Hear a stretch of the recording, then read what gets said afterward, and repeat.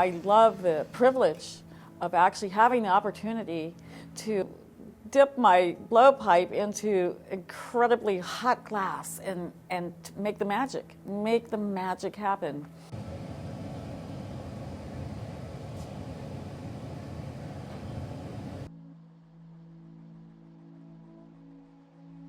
We do know what we're going to get basically, but what we're doing, which is a little different than, say, creating a painting or a clay pot, is we're wielding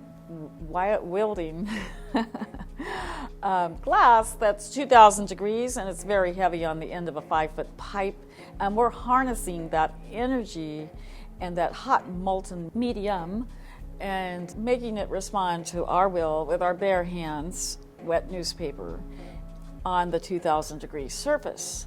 So more or less, we have to have our design ready to go. We have to have things planned out. We know seconds make a difference. And we're not only making the piece, we're counting, we're timing, we're listening for the pitch of the glass when we ding it on the metal table that we have our design on, which has been waiting for that piece in the middle of the process, that design, waiting, because no time to design at that point.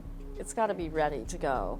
So once we take our last gather of crystal over our bubble, we're going to roll it into that design and let that spontaneity occur within boundaries of our design.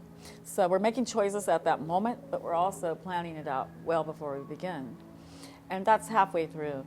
So we've got to that point, then we're doing good, we got the design on, but we're still having to manipulate the glass, we're still having to stretch it. Gravity is everything. Fine little things that you do to the glass make a huge difference, and if you do make a mistake, then you spend a lot of time correcting, and hopefully the piece will come out.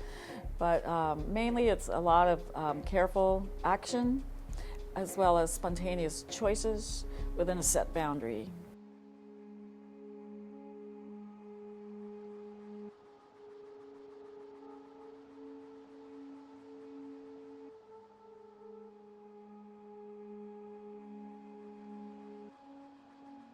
We're giving a romantic story on our pieces. I call it romantic because I think it's almost a poetic expression in our glass.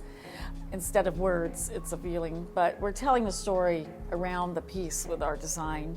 And a lot of it has the metallics, and the colors tend to line up and have a feeling of Gustav Klimt.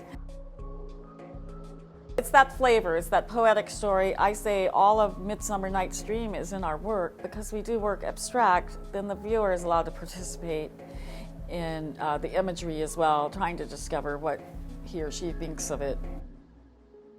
Allows that story to continue around the piece, but also to stay alive without quite putting your finger on it. So if we do that, then we've done a good job.